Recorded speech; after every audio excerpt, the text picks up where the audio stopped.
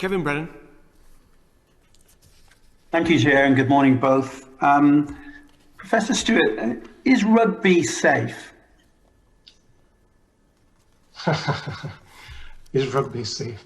It's a collision sport. It's a contact sport. There's risk in any of these collisions and contact sports. In my personal view, I think it could be made a lot safer. There are things that could be done to reduce the risks of head injury and head impacts. There are things that could be done perhaps that would reduce the risk of dementia further down the line. It's a contact collision sport. I played rugby. I thoroughly enjoyed the contact side of it, which drove me more towards rugby than football, which in Glasgow is a kind of unusual thing. So I think there are aspects of it could undoubtedly be improved. Okay.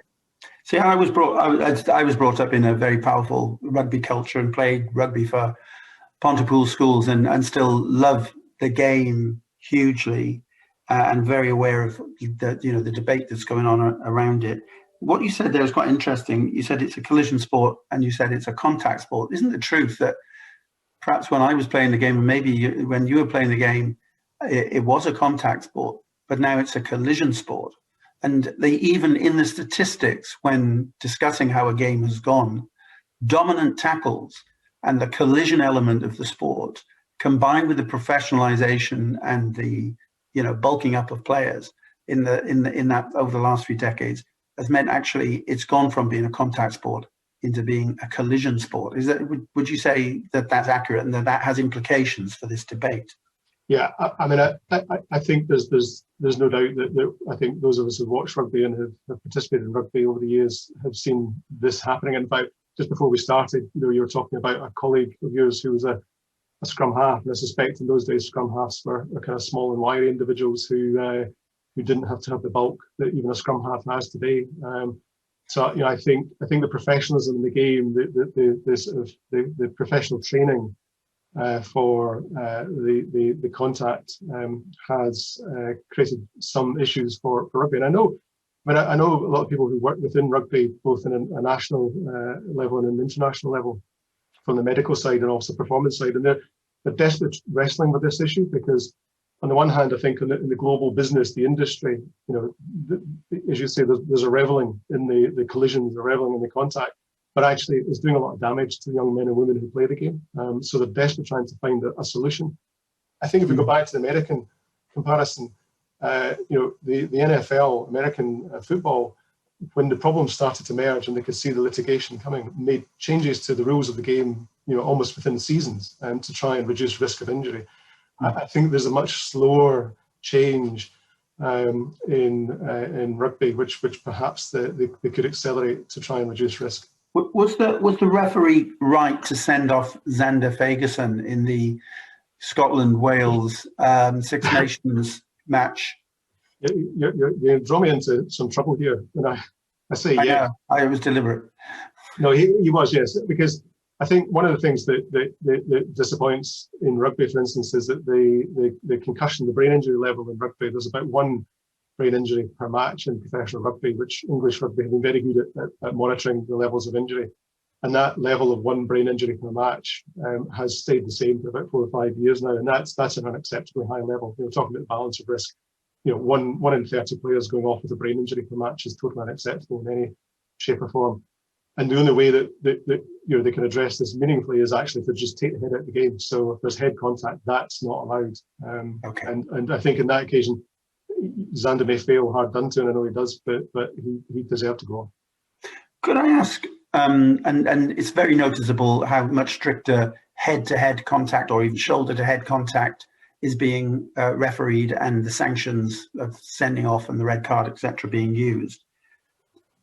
In relation to the physical collisions that take place in sport, and rugby being an obvious example, is that what it's about, though? Is that enough, or do other collisions, like tackles that take place where there isn't head-to-head contact or contact with the head, are they equally, or are they also dangerous in relation to causing brain injuries?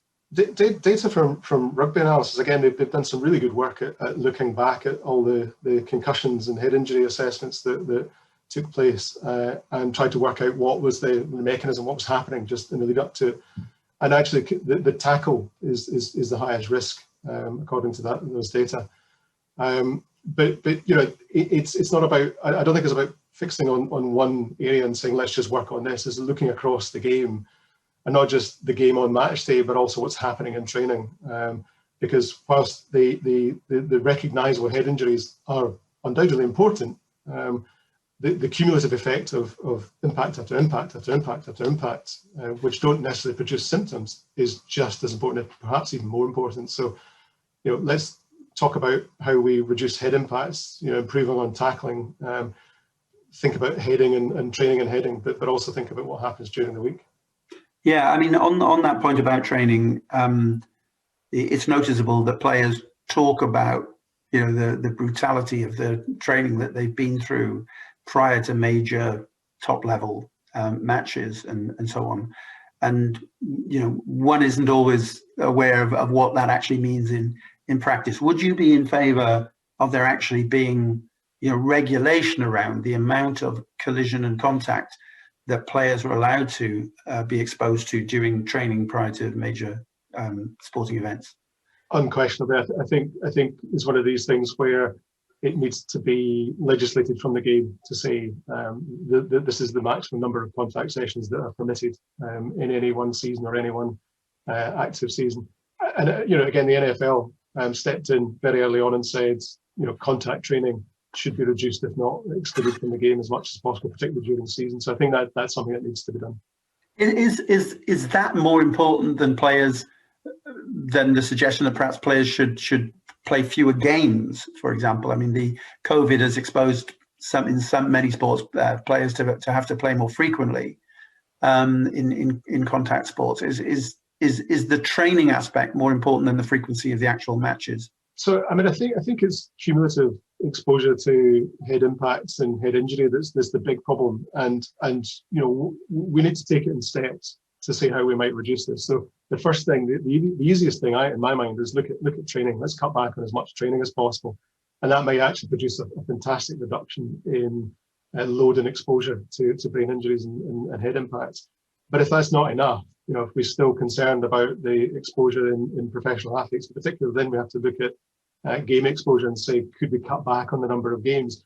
And I think probably the last step, you know, and the kind of the big red button step is to say we have to think about whether the game of rugby continues, you know, whether it's just too risky. I don't think we're ever going to get to that stage, but because there are so many things we can do before getting there. So thinking about training, think about contact, think about refereeing, think about adjusting the rules before we actually say that rugby is just too dangerous or football is too dangerous.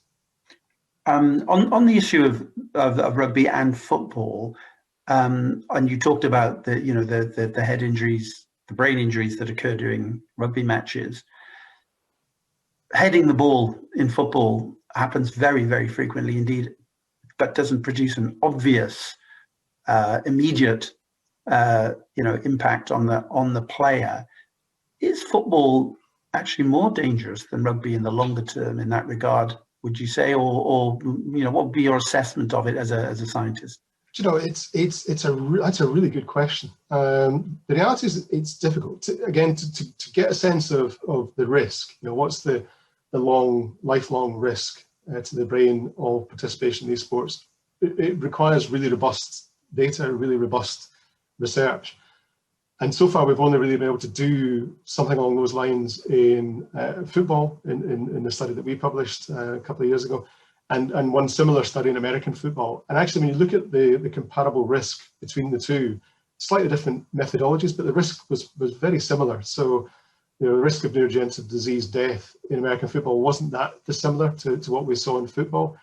We just don't have data in rugby. I don't think we're too far from having that data. But it's an intellectual, conundrum. Which is the greater risk, or the risks much the same? And you could argue, repetitively hitting the ball could be just as damaging as the contacts in rugby quite easily. Final question, Chair.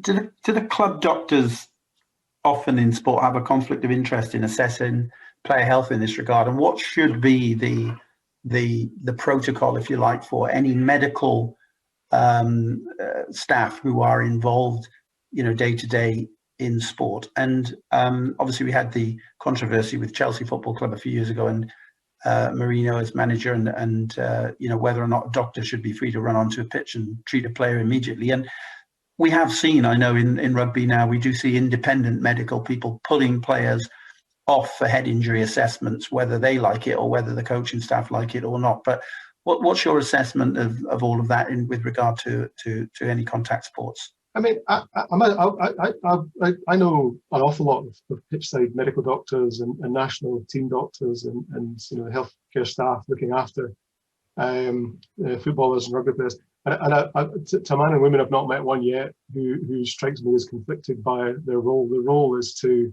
ensure that no harm comes to the players and look after them as best they can.